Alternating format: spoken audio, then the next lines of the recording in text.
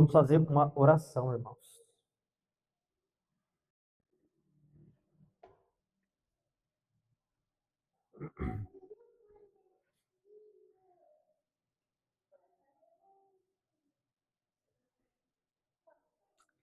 Abra sua Bíblia, 1 Pedro, capítulo número 3, verso 15. Irmãos, não faltem nas próximas, hein? Quando eu vou falar sobre os encontros calvinistas da política.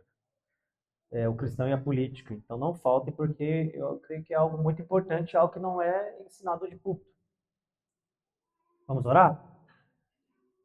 Senhor Deus, Pai nosso, nós nos colocamos diante do Senhor, ó Pai, mais uma vez, e pedimos que o Senhor queira agora falar com a tua igreja através da pregação da palavra. Ó Pai, que o Senhor me dê sabedoria, me dê graça, me dê direção, me dê, ó Pai, simplicidade, clareza no meu falar, a fim de que eu possa transmitir essa verdade, ó Pai, de maneira que do menor ao maior possam compreender o que vai ser falado aqui.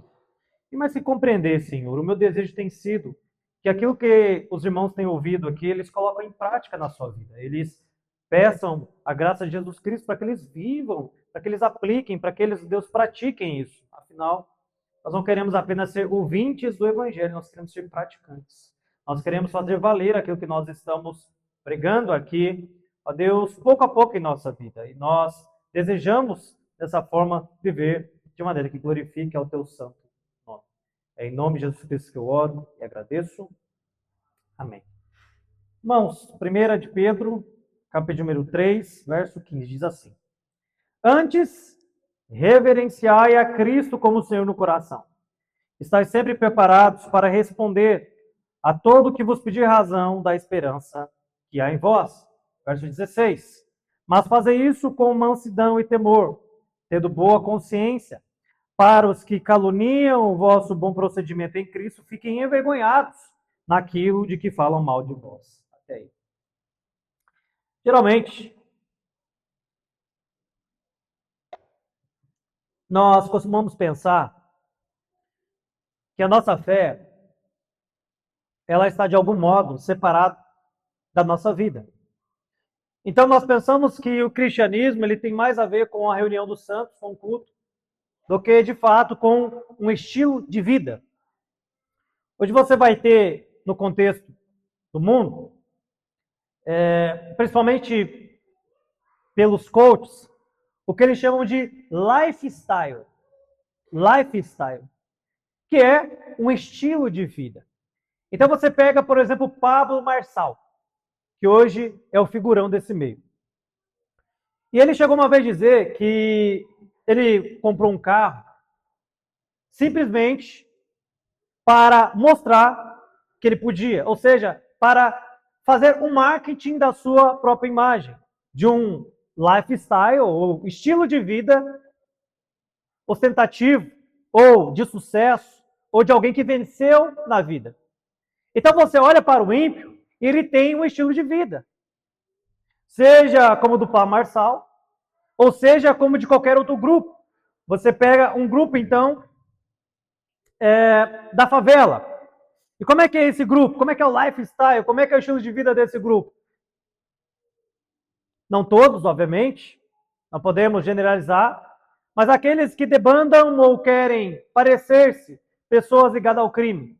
Eles fazem tatuagens, eles raspam a sobrancelha, eles pintam o cabelo de uma maneira bem característica, eles ouvem certo tipo de música e eles agem de maneira, muitas vezes, criminosa. É isso. Agora, quando nós falamos do estilo de vida cristão, o que se espera, então, de alguém que tem o estilo de vida de Cristo, de alguém que quer imitar a vida de Cristo? Primeiro, que no mínimo, ele saiba da razão, da esperança que é nele. Que ele saiba falar isso com mansidão, temor e boa consciência. Paulo vai dizer, inclusive, que nós somos cartas que estão sendo escritas e lidas. Então, sim, a nossa vida, ela fala muito sobre a nossa fé. Então, eu quero falar hoje sobre a reforma protestante e a fé bíblica. E como a fé de homens de Deus do passado teve impactos globais, impactos que nos influenciam até hoje, mas também como esse estilo de vida tem se perdido e as igrejas modernas elas têm virado algo totalmente diferente daquilo que foi no princípio quando como se instaurou a fé protestante. Então, no dia 31/10, geralmente se comemora a reforma protestante. Nós vemos muitas igrejas ditas evangélicas comemorando o show da Xuxa que eles chamam de igreja protestante, como se de fato eles herdassem aquilo que movimentou a reforma. Quando na verdade eles não têm nem mesmo temor ou reverência pela palavra de Deus. Onde em suas igrejas a palavra de Deus é apenas um apetrecho do culto. A palavra de Deus ali não é o centro do culto, mas algo que está no meio do culto. E eu sei que isso pode, de alguma maneira, ofender muitas pessoas. Mas, irmãos, nós precisamos de um parâmetro do que o que é verdadeiro. Afinal, como nós entenderemos o que é falso? O Augusto Nicodemos, um dia ele falava que recebeu uma mensagem de uma irmã, falando, pastor, eu tenho dois pastores prediletos que eu gosto de ouvir. Ah, é, minha irmã, quem é? Um é o Senhor. Oh, legal. Sou eu, que bênção. Fico feliz. E o outro? O outro é o Edir Macedo. Irmãos, você percebe que essa pessoa ela não tem real noção da sua identidade como cristã. Ela não sabe que há um abismo enorme entre a pregação do Augusto Nicodemos e sua teologia e a teologia do Edir Macedo. São antagônicas, são contrárias. É alguém que tudo que tem uma placa igreja evangélica é igreja. Não sabe diferenciar o que é uma seita, por exemplo. Tudo é igreja. Disse evangélica é igreja. Então, isso acontece porque muitas pessoas ficam no superficial. Elas até leem o texto bíblico no domingo, mas elas não se debruçam para explicar. Os pastores não estudam. E mais, os crentes, isso é, nós, você como ovelha, também não ouve o que é dito. E o ouvir na Sagrada Escritura está correlacionado com uma prática. Ouvir o que está sendo pregado e buscar praticar. Então o pastor ele diz, olha, vocês precisam ler a Bíblia. Quantos aqui vão dizer que isso não é necessário? Acredito que ninguém aqui. Mas quantos de fato vão fazer isso? Então percebe que é uma desconexão, muitas vezes também daquilo que é pregado para aquilo que é feito. E então nós não compreendemos as bases da nossa fé para dar razão daquilo que nos proporciona esperança. Eu sei que em nossos dias nós estamos um pouco melhor, porque tem crescido o interesse na fé protestante reformada. Então você tem aí inúmeras publicações da literatura reformada, inúmeros seminários, novas igrejas, especialmente oriundas de igrejas pentecostais, que têm tido acesso a esse tipo de literatura, têm compreendido, e isso tem avançado, e glória a Deus por isso. No entanto, ainda, quando nós falamos de reforma ou de reformados, eu tenho notado que isso às vezes não se trata, tem se tratado apenas de um rótulo, que não condiz com a realidade do que é de fato um cristão que entendeu o que é a reforma. Então, se nós formos entender o que é a reforma, ou o que seria uma igreja reformada, seria uma igreja que adota aí as grandes confissões reformadas produzidas ao longo do século XVI. Mas hoje você pergunta o que é um reformado? Você saberia responder? Você diz, minha igreja é uma igreja reformada. Como assim? Ela estava toda deteriorada, toda cheia de buraco, então o pastor falou, vamos fazer uma reforma? Então as pessoas pensam isso, que era uma igreja velha que ficou nova. Mas o que isso tem a ver com a minha fé? O que é ser, então, uma igreja reformada? Eu poderia dizer, em poucas palavras, que uma igreja reformada nada mais é do que uma igreja bíblica. Pastor, mas existe então uma igreja que não é bíblica? Ora, irmãos, um monte.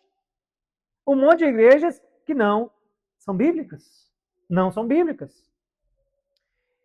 Mas o que foi então a reforma protestante? A reforma protestante, irmãos, ele foi um movimento de renovação da igreja. A igreja estava mergulhada em trevas. A igreja não mais era aquilo que Deus ordenou aos apóstolos. A igreja tinha se transformado em uma coisa totalmente diferente e com um propósito totalmente diferente da grande comissão dada pelo Senhor Jesus Cristo em Mateus 28, ide por todo mundo e pregai o evangelho, batizando em nome do Pai, do Filho e do Espírito Santo, fazendo discípulos, ensinando-lhes a guardar tudo o que foi ordenado. A igreja tinha se tornado um grande comércio da fé, de maneira que até terreno no céu era vendido. Você poderia comprar a sua salvação, você poderia comprar o seu lote lá no céu. Então a reforma protestante ela foi uma renovação da igreja, onde o principal precursor aí, que ficou conhecido, foi Martinho Lutero. Mas não o único, eu quero citar aqui alguns outros. E Martinho Lutero ele não queria, irmãos, de fato, romper com a igreja. Ele queria que a igreja ela se limpasse de toda essa imundícia. Ele queria que a igreja ela voltasse para a Escritura. Ele queria que os fiéis eles pudessem ter acesso à palavra de Deus. O que não aconteceu. Na verdade, isso gerou um cisma, gerou uma separação, gerou um protesto que culminou na criação, então, do que nós chamamos hoje de igrejas protestantes. Ou seja, na verdade, o que Martinho Lutero estava buscando não era algo novo, mas uma volta ao passado, uma volta à doutrina dos apóstolos, uma volta aos crentes como um todo aprenderem a dar razão da esperança que há neles. O que estava agora é restrito apenas ao clero, a uma pequena quantidade de pessoas. Por exemplo, aqui na igreja, você pode ler a Bíblia? Quantos aqui podem ler a Bíblia? Todos vocês podem ler a Bíblia. Todos vocês podem ir para a Sagrada Escritura e analisá-la.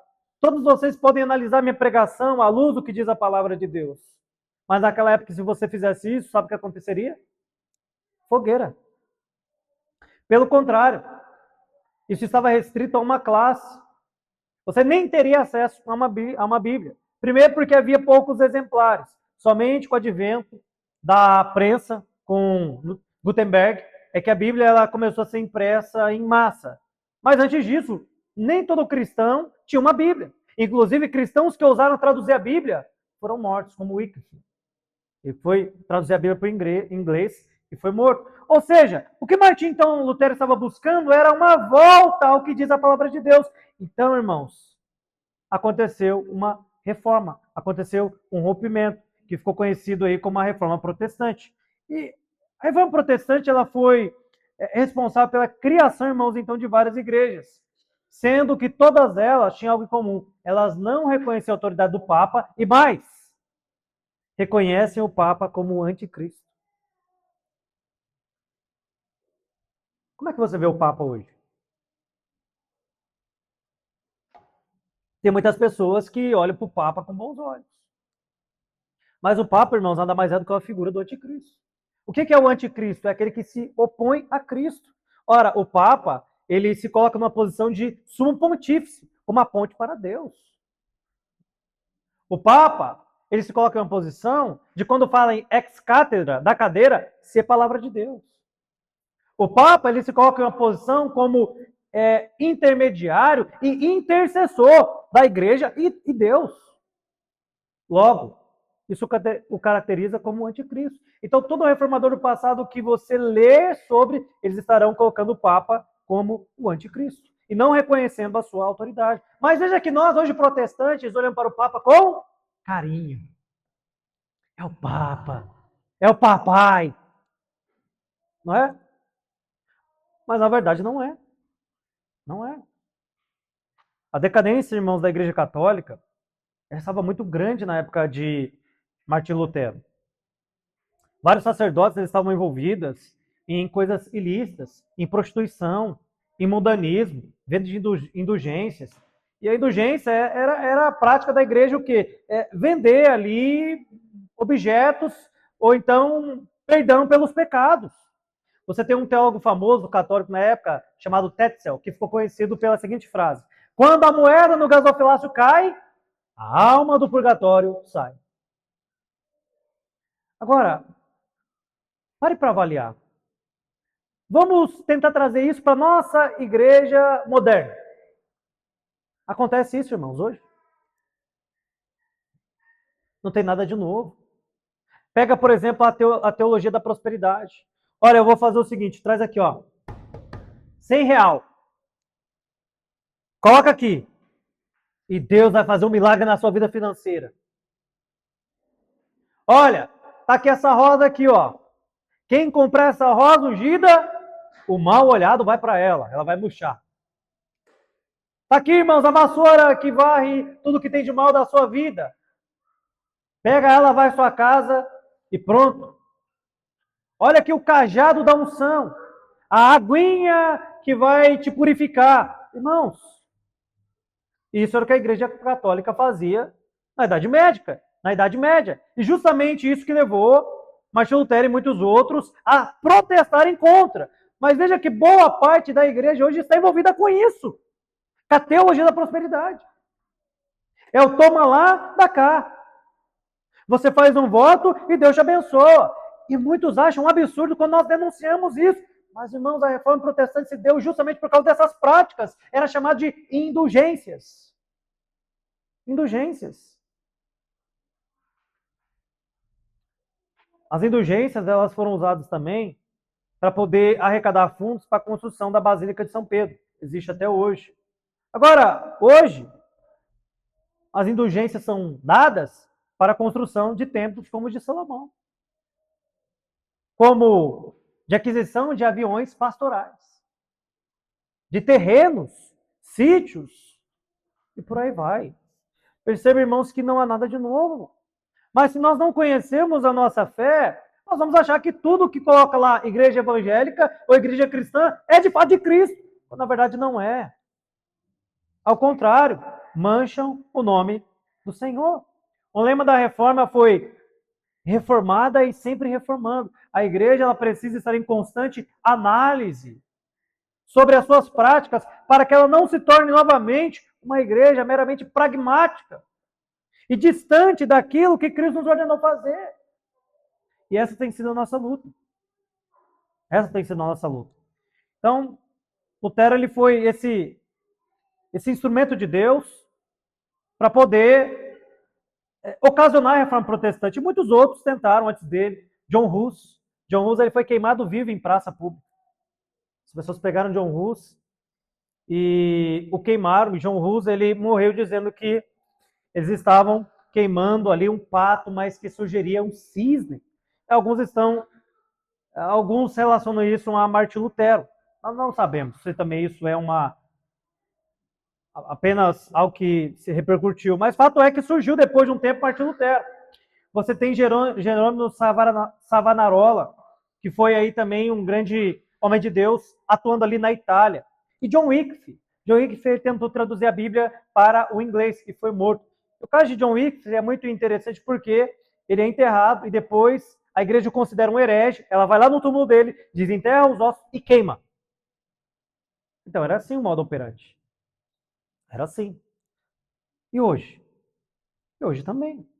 Hoje nós olhamos para a igreja moderna e vemos que justamente quando eles são colocados à prova da Bíblia, eles perseguem, difamam e tentam até mesmo acabar com aqueles que estão tentando levar a Bíblia a sério.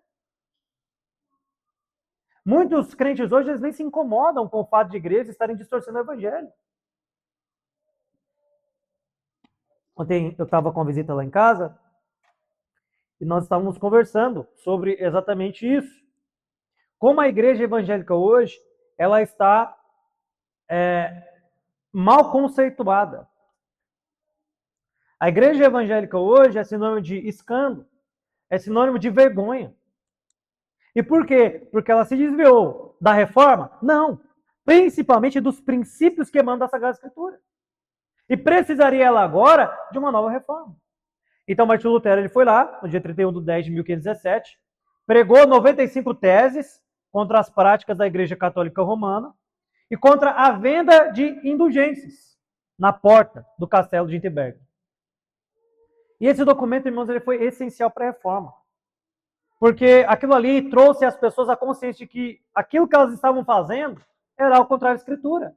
A salvação vem pela fé. É o que está escrito em Romanos. O justo viverá pela fé. Pela fé, irmãos. Nós não temos que comprar nada. Nós não temos que nos apoiar nem nas nossas próprias obras para que nós possamos alcançar a salvação. A salvação é dada pela fé. A fé em Jesus Cristo. E é claro, Martinho Lutero ali foi ameaçado de excomunhão. Em 1520, o Papa Leão X mandou uma encíclica para ele, um documento, na verdade, uma bula papal, dizendo que ele deveria se arrepender daquilo que ele tinha falado. E Martinho Lutero, ao contrário de muitos de nós hoje, ele era corajoso. Ele pega aquela bula papal, o que ele faz? Ele vai na praça pública e queima. Ele queima aquilo. Como quem diz, a minha autoridade é Deus.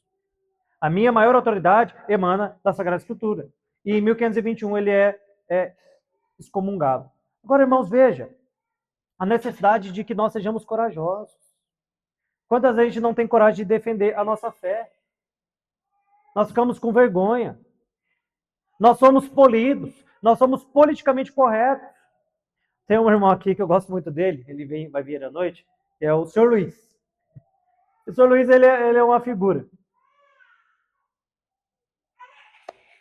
Porque, irmãos, pensa no irmão corajoso. E ele está lá na feira, vendendo ali seus DVDs, e alguém se aproxima dele para conversar, e o que ele faz? Evangelho. Tome Bíblia. Às vezes chega para mim, pastor, esse dia um amigo meu foi lá em casa e ficamos 1 hora conversando sobre a palavra de Deus. E eu mostrando para ele como na igreja dele está tudo errado. Pastor, eu falei do evangelho para uma pessoa lá, o confrontei, a pessoa ficou me odiando por causa disso. Mas, irmãos, é isso que a Escritura diz? Que nos importa obedecer a Deus do que aos homens? Mas por que às vezes nós estamos tão preocupados pelo elogio dos homens do que em obedecer a Deus? De maneira, irmãos, que a Escritura não é propagada por nossa covardia. Agora, é claro, apesar das várias diferenças das igrejas que foram criadas naquela época, que surgiram, nos nomes da reforma, eles tinham algo muito em comum. Eles sempre salientavam, irmãos, a importância da Bíblia como revelação divina. Agora você tem igreja hoje que diz que a Bíblia, ela contém a palavra de Deus, ela não é a palavra de Deus. E temos um problema. Porque se ela contém aquilo que é a palavra de Deus, ela contém aquilo também que não é a palavra de Deus.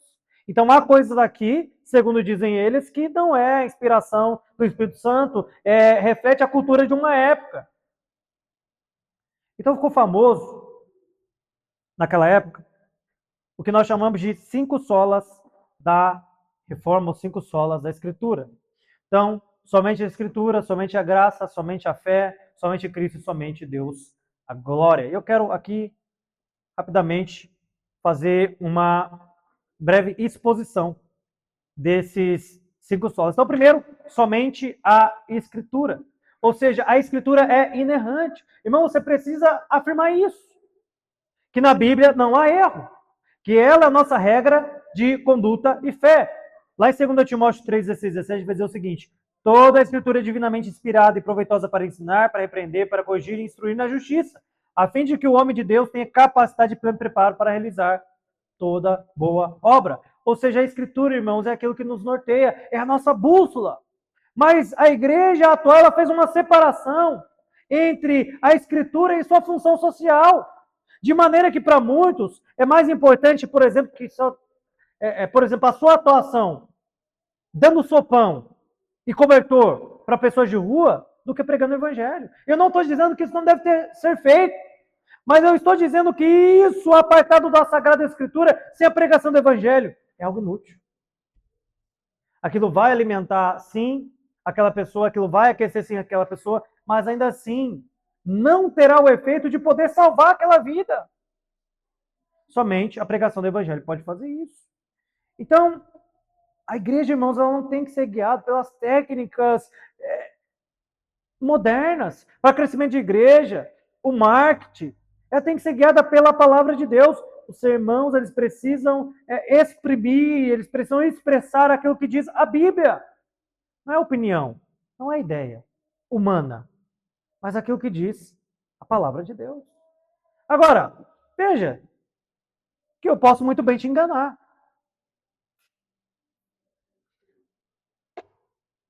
Afinal, se você não é um zeloso leitor da Sagrada Escritura, Primeiro, você não vai conseguir analisar o que eu estou pregando aqui. Então você vai ser obrigado a aceitar o que eu falo. Simples assim. Isso é muito perigoso para a igreja.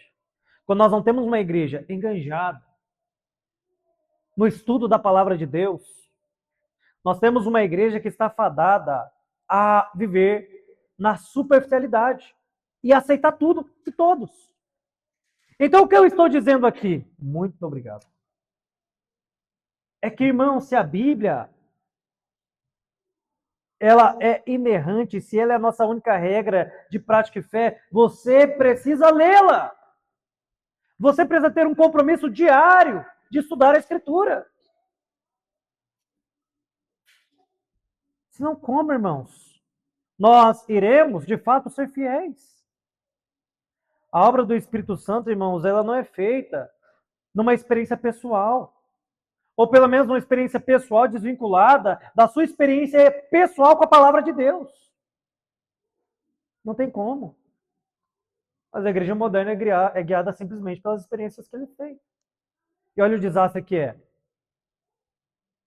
Então, dizer que a Bíblia, ou que somente a Escritura, é a nossa regra de prática e fé, é dizer que ela sozinha, irmãos, ensina tudo o que é necessário para a nossa salvação do pecado. Que ela é o padrão pela qual todo comportamento cristão deve ser avaliado. Você não precisa de um anjo aqui. Você precisa apenas de alguém que abra a Escritura, leia e interprete corretamente e aplique isso à sua vida. Portanto, nós negamos qualquer credo, concílio, confissão ou qualquer indivíduo que ultrapasse a Sagrada Escritura.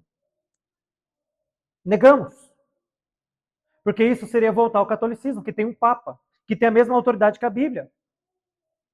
Que quando fala ex cathedra é infalível.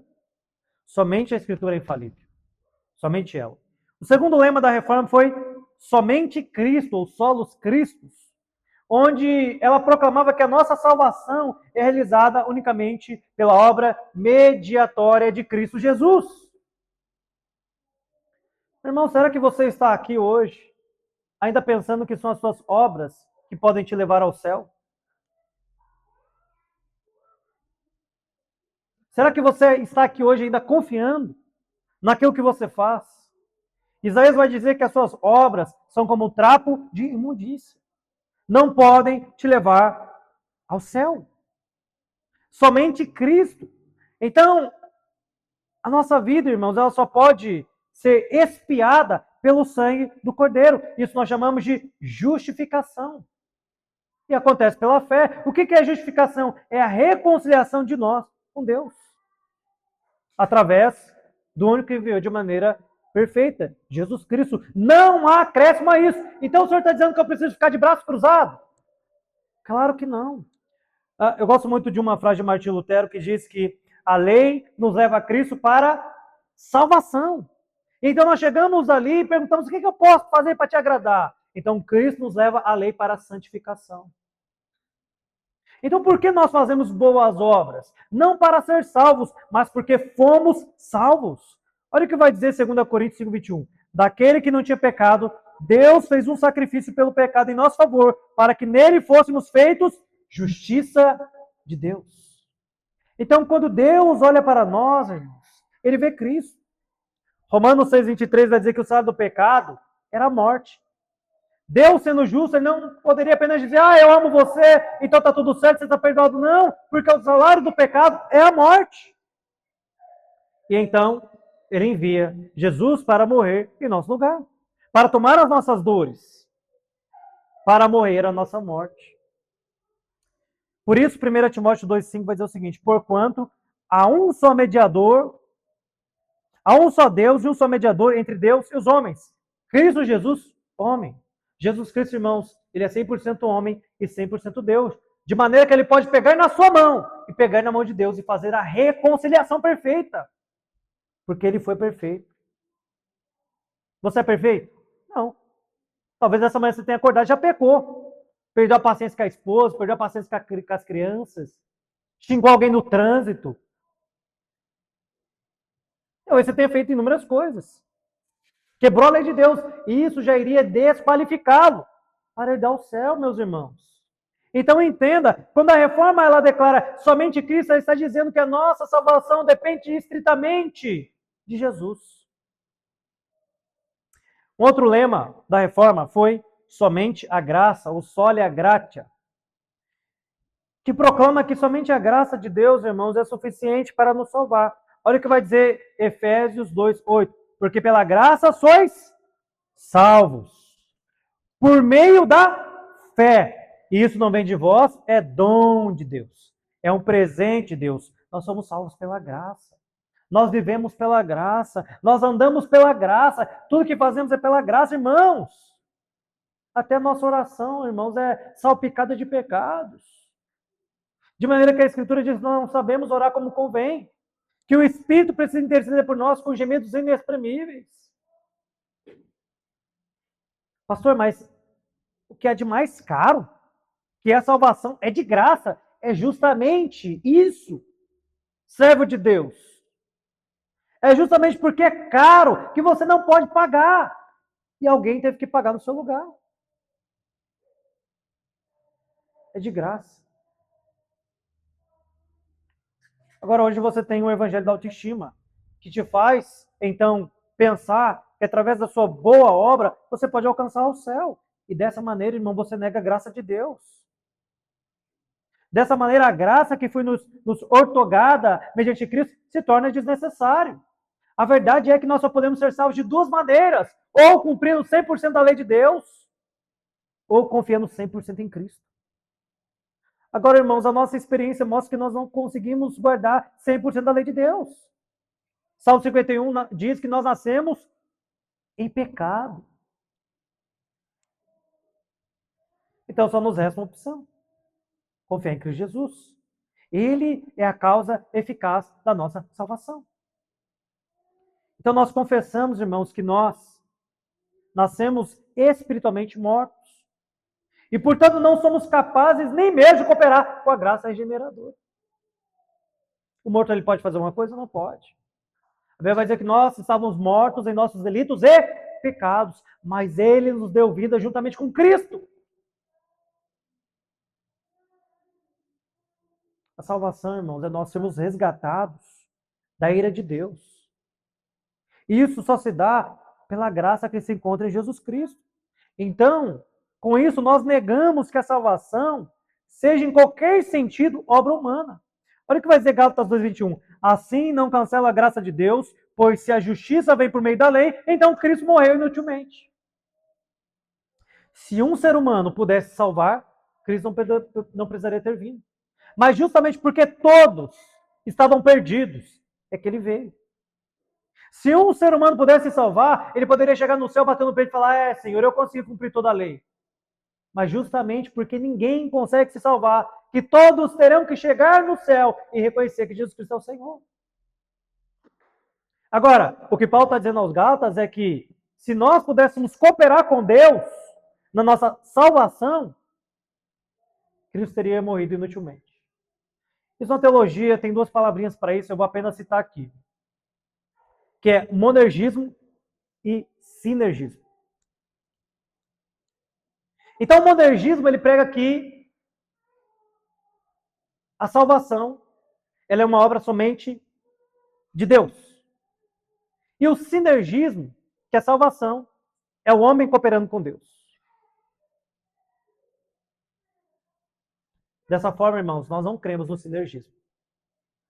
Nós cremos completamente no monergismo, que a salvação é uma obra completamente da graça de Deus.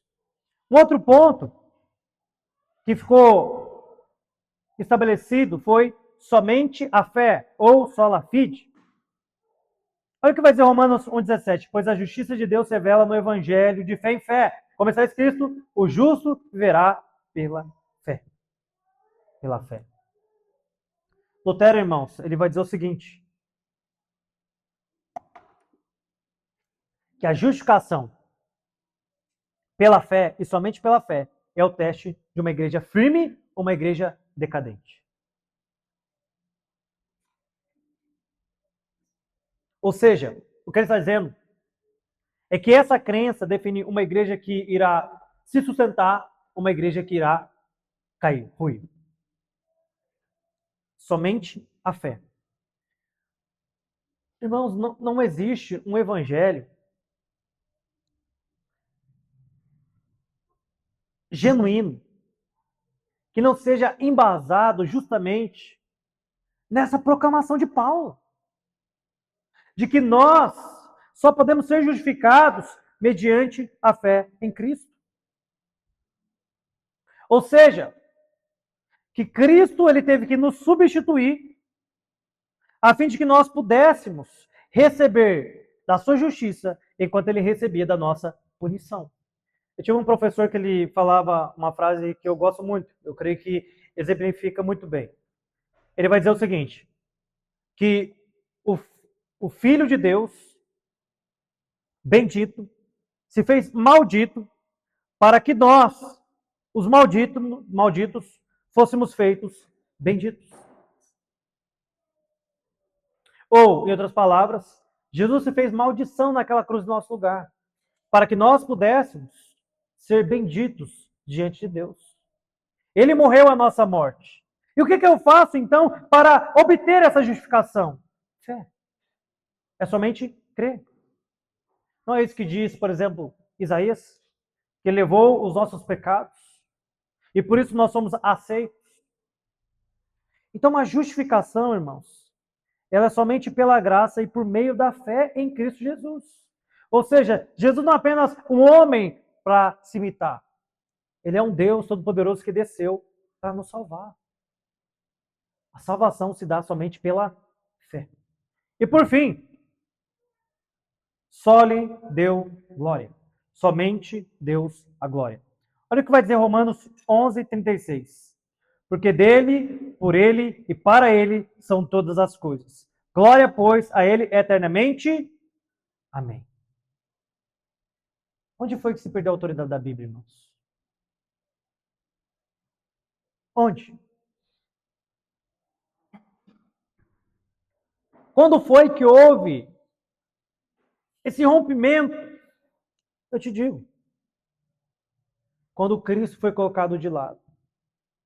Quando o culto passou a ser feito não para agradar a Deus, para glorificar a Deus. Quando os louvores passaram a ser entoados, não para glorificar a Deus, não para exaltar a Deus. Quando a igreja ela passou a ser organizada, não para glorificar a Deus, mas para que o homem se sentisse bem. E qual é o lema das igrejas modernas? Exatamente isso. É um lugar para se pertencer, é um lugar para se estar, é um lugar para se sentir bem, é um lugar para se sentir confortável. Irmãos, somente nessa era a igreja ela tem esse propósito de transformar aquele ambiente um ambiente confortável ao pecador. Em todas as outras épocas, a igreja era baluarte da verdade. Ela tinha um objetivo, glorificar a Deus e trazer o pecador ao arrependimento. Agora veja hoje. Antes você pregava o evangelho genuíno que confrontava e as pessoas mudavam de vida. E hoje? Ora, com o advento de muitas igrejas, as pessoas mudam de igreja, elas vão embora. Elas não querem saber de transformação. Se aquela igreja não é uma igreja à la carte, uma igreja que me sirva da maneira que eu gostaria de ser servido, restaurante de boas novas tem em todo lugar. É isso que elas fazem. Agora, o alvo da igreja, irmãos, não é agradar você. O alvo da igreja é agradar a Deus. Em seu culto, em sua liturgia, em sua pregação. Então, onde o evangelho foi distorcido, a fé foi pervertida. Sempre foi assim, é uma regra. Onde Cristo foi colocado de lado, a igreja passou a perverter-se. Então, irmãos, os interesses humanos não podem substituir aquilo que Deus estabeleceu para ser a sua igreja. Quando a igreja ela perde a centralidade de Deus, quando a igreja ela transforma o culto em um entretenimento, nos louvores, na pregação, ela perde seu propósito. Ela se torna um mero clube social. Nós não queremos ser um clube social, irmãos. Nós não estamos aqui só para socializar. Não, nós estamos aqui para servir a Deus. para servir a Deus. É por isso que no culto não tem espaço para dança, para teatro, para festividade, para aniversário do pastor, para o aniversário do Dia das Mães, aniversário do Dia dos Pais. Não. Só tem um aqui que é elogiado, bendito e homenageado. Deus. Deus. Olha o que Paul Washer vai dizer. Se utilizamos de métodos carnais para atrair homens, teremos de continuar usando métodos carnais para mantê-los. Aquilo que você usa para ganhar as pessoas é o que precisará usar para mantê-las. Se é o evangelho que as atrai, o evangelho as manterá. Mas só que se é qualquer outra coisa, quando você falar, irmãos, foi tudo muito bonito, foi muito legal, dançamos, pulamos, ficamos arrepiados, mas agora está na hora da gente começar a pregar o evangelho. Só que as pessoas vão fazer pular do barco. Pular do barco. Irmãos, a perda da centralidade de Deus na pregação do evangelho transforma tudo isso aqui apenas em uma obra de marketing. Algo que é feito apenas para que você se sinta bem. E a fidelidade às escrituras escorre pelos dedos. O alvo passa a ser simplesmente ser bem sucedido. E é para isso que nós nascemos, irmãos. É por isso que às vezes você está frustrado.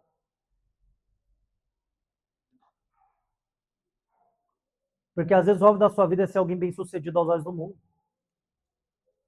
E aí quando você não vê dinheiro entrando na conta, ascensão da carreira, quando você compara a sua vida com a do fulaninho ímpio, que está voando na vida, você conclui, eu sou um fracasso. A minha família é um fracasso. Por quê? Porque o seu alvo saiu de viver uma vida que glorifica a Deus para ser um sucesso. E a igreja, quando ela sai desse foco também, ela se perverte. Eu estava comentando aqui com o irmão, é claro que a gente quer crescer como igreja. Quem não quer? Eu quero, você quer, todos nós queremos. Mas faremos de tudo para que essa igreja cresça? Irmãos, eu me recuso a ter que virar um palhaço. Eu me recuso a ter que ser um pastor politicamente correto. Eu me recuso a negligenciar a palavra de Deus, fazer vídeo engraçado na internet ou qualquer outra coisa para atrair pessoas. Eu me recuso. Eu prefiro que a igreja acabe a me manter fiel à Escritura. A custo de me manter fiel à Escritura, do que abrir mão de glorificar Deus através da fidelidade à Escritura, a fim de que isso aqui encha. Agora, não se engane. Em toda a história da igreja, aqueles que tiveram um compromisso em glorificar a Deus, através da pregação do Evangelho, através da forma litúrgica de culto, eles gozaram, eles desfrutaram de grandes avivamentos. Avivamentos globais, mas avivamentos pessoais. Isso é transformação particular na vida das pessoas. Esse é um grande avivamento. Homens e mulheres que sejam de fato de Deus. Homens e mulheres que sejam quebrantados, transformados pelo poder do Evangelho. Homens e mulheres que vivem de maneira santa. Nós tivemos, por exemplo, os puritanos. Homens dos quais este mundo não era digno. Irmãos, é para este alvo que nós estamos caminhando, como diz Paulo. Eu não digo que eu seja perfeito, mas esquecendo-me das coisas que para trás ficam, eu prossigo para o alvo, a fim de conquistar o prêmio da soberana vocação, da qual também fui chamado. Glorificar a Deus deve ser o alvo dessa igreja. Glorificar a Deus deve ser o alvo da sua vida. Nós não estamos preocupados simplesmente com os resultados, mas se nós estamos sendo fiéis ou não.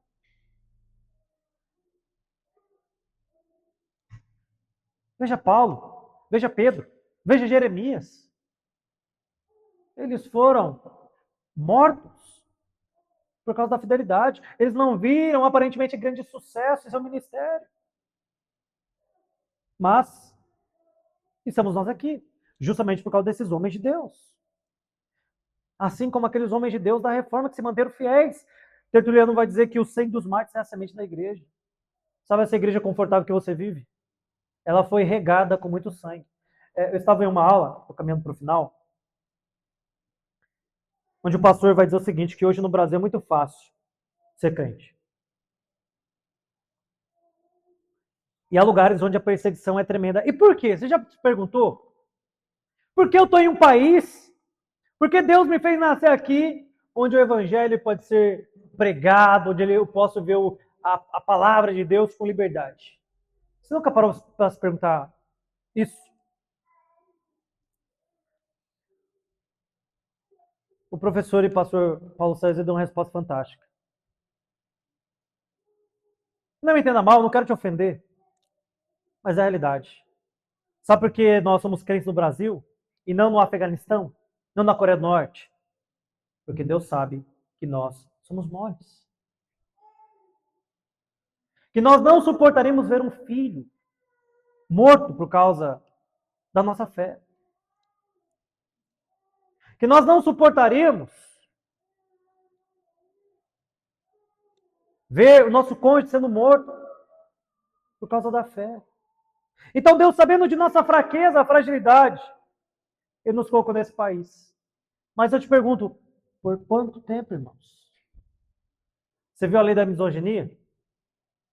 Pode ser que daqui a alguns meses você esteja pregando, irmã, você nasceu para cuidar do seu marido, para cuidar do seu filho, para cuidar da sua casa. Alguém passe aqui, ou vem aqui, ouça e me denuncie, ou seja preso. Por quanto tempo, irmãos? Nós não saberemos da razão da esperança que é em nós. Por quanto tempo nós ainda estaremos não firmados na palavra de Deus? Por quanto tempo a nossa convicção ainda será fraca? Pedro nos convida, irmãos, a darmos convicção da razão que é em nós, a esperança que é em nós. E isso glorifica a Deus. Portanto, nós precisamos focar, irmãos, a nossa adoração em Deus, em não satisfazer nossas próprias necessidades. Eu não estou aqui preocupado com o que eu quero, com o que eu gosto. Mas se eu estivesse aqui preocupado com o que eu quero, com o que eu gosto? Não. Eu não venho para Taubaté preocupado com o que eu quero, com o que eu gosto. Eu estou aqui porque ser um servo de Deus significa ser um escravo de Cristo. E qual é a vontade de Deus? É essa que eu vou seguir. Seja qual for o custo. É isso. Mas nós temos uma igreja hoje que às vezes está focada em suas necessidades. A nossa preocupação, irmãos, precisa ser com o bem-estar do reino de Deus. Mais do que com o nosso próprio bem-estar, nossos próprios interesses, a popularidade, o êxito. Mas mais do que isso. Então, quando nós falamos de fé reformada, nós estamos falando dessa gama de coisas que você precisa pelo menos ter uma noção da sua identidade. Se nós não temos noção da nossa identidade, é claro que nós vamos viver de qualquer maneira. A fé reformada, irmãos, se afirma, e nós cremos nisso, que a salvação é de Deus, realizada por Deus e para a glória de Deus. Para que você acha que Deus te salvou, meu irmão? Para quê? Para vir aqui, ouvir um culto, participar de um culto, voltar para sua casa e o ciclo se repetir toda semana? Deus te chamou e te salvou para ser um representante dele, onde quer que ele te coloque, para refletir a glória dele, onde quer que ele te coloque. Isso não pode ser feito sem cruz.